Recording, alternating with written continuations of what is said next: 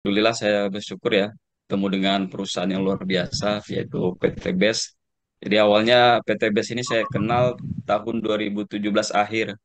Waktu itu diajak sama teman ya ikut program SLC, yang mana saya nggak tahu juga itu bahwasanya SLC itu program PT BES. Karena waktu itu kondisi mentok, banyak hutang gitu ya. Diajak ke pertemuan ya. Dan alhamdulillah waktu itu ketemu dengan Pak Febrian yang saya juga nggak tahu itu Pak Febrian gitu ya. Artinya setelah de, pulang SLC, kemudian teman ngajak ke kantor dan alhamdulillah waktu itu saya melihat kantornya sendiri bahwasanya memang ini perusahaannya jelas gitu ya. Dan sempat juga ketemu Pak Haji Febrian waktu itu. Nah, ini saya memutuskan di bulan ya 2018. Jadi kurang lebih 1 bulan lebih saya memutuskan karena memang ada pertimbangan usaha sebelumnya yang harus saya jalankan dan akhirnya usaha saya sebelumnya itu saya off dulu dan saya fokus ke PTBS dan disitulah Allah berikan kemudahan ya, kemudahan berbisnis dengan PTBS yang luar biasa. Nah, terkait dengan memang perjalanan bisnis saya ya, jadi sebelum di PTBS itu kurang lebih ada 5 tahun berbagai macam usaha ya yang saya jalankan. Rata-rata ujungnya memang terkena masalah ya, anjlok, bisnis hancur. Kurang lebih 5 tahun itu sekitar 4 atau 5 bisnis yang saya bangun. Dan ketika ketemu dengan PT BES, dengan sistem yang luar biasa ya, sistem marketing plan-nya, mungkin awal-awal 2018 itu memang teman-teman yang kalau tahu melihat peluangnya bagus pasti akan jalan itu. Dan disitulah diberikan kemudahan dari yang saya dapatkan dari hasil PTBS ya, hutang saya lunas yang kurang lebih 5 tahun saya tidak bisa melunasi gitu ya. Jadi setelah bergabung di PTBS ini hanya dalam waktu kurang lebih 2 bulan selesai itu. Nah, terkait dengan memang kiat-kiat ya, kiat-kiat untuk di bisnis ini, waktu itu saya memang diawali dengan leader saya ya yang mengajak di bisnis ini. Waktu itu sama, beliau juga memiliki hutang, memiliki masalah ya. Sempat kita mengadakan waktu itu seminar, cuma nggak bisa lama. Kenapa? Leader saya ini juga dikejar-kejar hutang. Setiap ada beliau nongol, kita ngadain acara ya di waktu itu saya ingat di Ulansari di Bekasi ya. Kebetulan saya kan memang istri tinggal di Bekasi. Itu pasti ada orang yang nungguin gitu. Nah, akhirnya beliau nggak bisa lagi untuk mengadakan seminar. Waktu itu saya berusaha untuk cepat belajar, baik itu terkait dengan bagaimana cara belanja, kemudian product knowledge, dan teknik-teknik presentasi. Dan disitulah saya dibuat mandiri. Kenapa? Leader saya sudah nggak mampu lagi untuk mengadakan kegiatan seminar. Nah, karena memang keterbatasan biaya, punya hutang untuk ngadain seminar itu nggak mampu itu. Yang saya lakukan waktu itu adalah bagaimana memaksimalkan sumber daya yang ada itu. Nah, kebetulan sumber daya itu waktu itu saya menggunakan handphone. Ya, waktu itu melalui WhatsApp ya. Jadi saya hanya menggunakan WhatsApp waktu itu untuk promosi karena memang nggak ada kerjaan ya 1 hari itu ya waktu itu mentarget adalah mencari nomor kontak orang ya, baik itu yang dikenal ataupun yang tidak. Malah kebanyakan waktu itu yang nggak saya kenal itu ya. Jadi saya masuk ke grup-grup orang, saya save-in satu-satu, dan itu luar biasa per hari rata-rata ya saya bisa nge-save nomor orang sampai ratusan itu. Nah, ini memang kerja keras ya, kurang lebih kalau di handphone itu 18 jam. Nah, ini sampai sampai saya menggunakan kacamata. Nah, setelah kurang lebih 40 hari saya geluti dan itu memang nggak putus-putus. Bahkan orang rumah mengira ya saya kok ini kerja di rumah terus gitu ya. Karena memang saya memanfaatkan sumber daya yang ada karena waktu itu leader-leader saya yang lain ya waktu itu dengan di atas saya Bunda Lilis waktu itu belum terlalu kenal gitu ya, apalagi yang di atas lagi Pak Suroto saya nggak kenal. Nah, waktu itu saya berusaha untuk semandiri mungkin dan alhamdulillah dalam waktu kurang lebih 40 hari ya waktu itu mukes pertama saya dapatkan.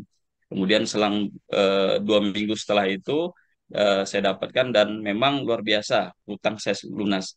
Dan saya pahami bahwasanya bisnis ini eh, perlu sekali pertemuan gitu ya. Jadi kalau kita hanya mengandalkan online, ya kalau untuk mengajak orang masuk gitu ya, mungkin mudah gitu ya.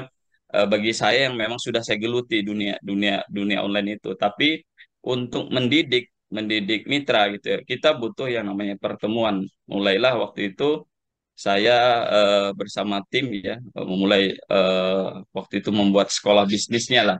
Karena waktu itu kan di PTBS itu sendiri kita sangat dimudahkan ya. Kita tidak terlalu fokus waktu itu untuk membangun sistemnya dan saya berusaha waktu itu adalah bagaimana mengadakan pertemuan ini sangat penting, terutama saya menseleksi orang gitu ya. Kalau misalnya hanya seminar umum itu kan orang orang yang awam jadi tahu. Begitu mereka sudah tahu, mereka ingin mendalami. Nah, itulah yang kita butuhkan pendidikannya gitu ya. Waktu itu saya bangun sekolah bisnis namanya Dekor Academy waktu itu di bulan November 2018 setelah Big Mukes saya tembus gitu ya dan memang di situ mulai kita menata gitu ya, menata orang-orang yang menseleksi orang-orang yang serius gitu ya.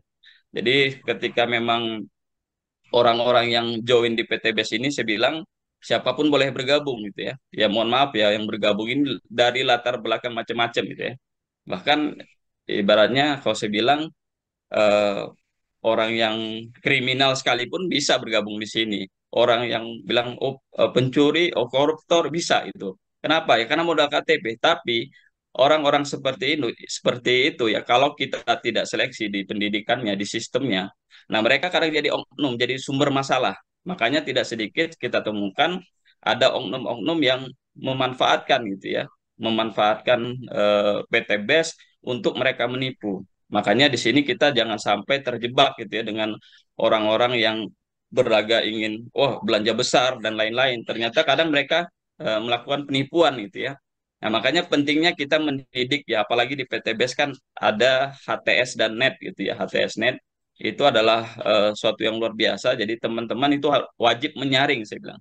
Menyaring orang-orang yang serius gitu. Orang-orang yang memang bukan hanya sekedar capaian prestasi, tapi memang karakter dari tim kita juga harus kita bentuk gitu ya. Dan ibarat kata begini ya teman-teman ya, pasti di bisnis ini banyak sekali ya namanya penolakan gitu, penolakan demi penolakan. Ya bagian dari bisnis ini ya memang penolakan. Di balik penolakan pasti ada apa?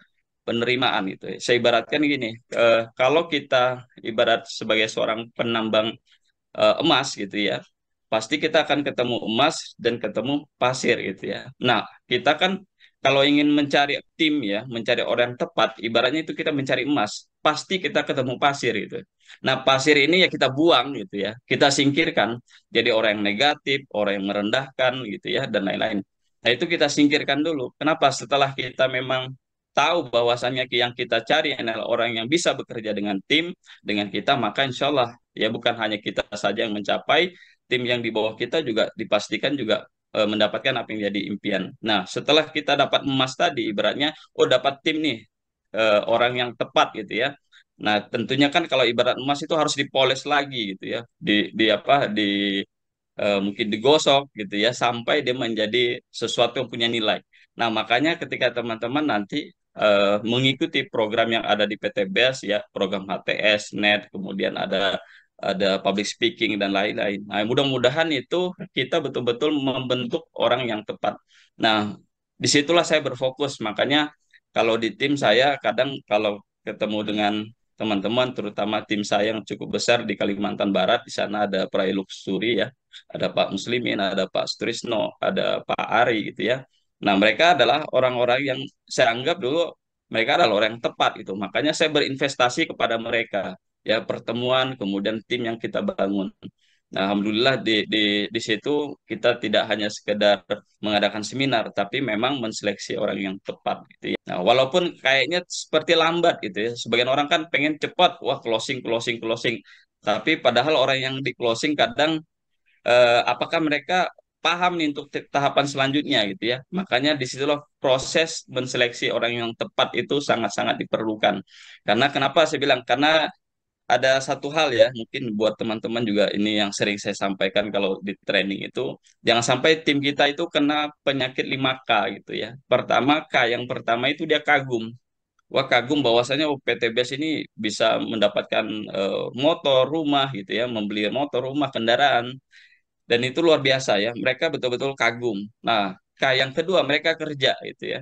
Mereka kemudian presentasi, kemudian dia mengikuti seminar, ya dan sangat luar biasa gitu. Dan kadang mereka yang saking semangatnya itu kebablasan gitu ya, kebablasan. Nah, ketika dia misalnya udah kerja, ternyata banyak penolakan. Nah, akhirnya apa yang terjadi? Terjadi yang namanya kaget itu. Oh, ternyata PTBS ini banyak yang nolak, saya kok belum berhasil dan lain-lain. Nah, setelah dia kaget gitu ya, kemudian akhirnya terjadi kecewa. Wah, kecewa dengan mungkin orang yang mengajak, kecewa dengan yang diajaknya nggak jalan gitu ya, kecewa dengan mungkin dengan perusahaan dan lain-lain. Nah, apa yang terjadi akhirnya K yang kelima itu keluar.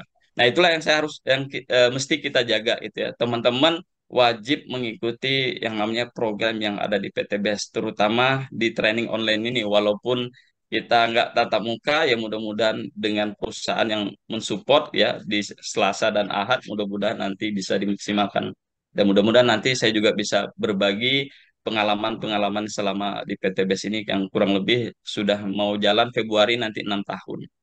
Sementara itu aja Cap untuk ininya. Eh, Wah, mantap banget Pak Andri. Ini saya malam ini dapat materi baru yang sepertinya saya nggak belum pernah dengar.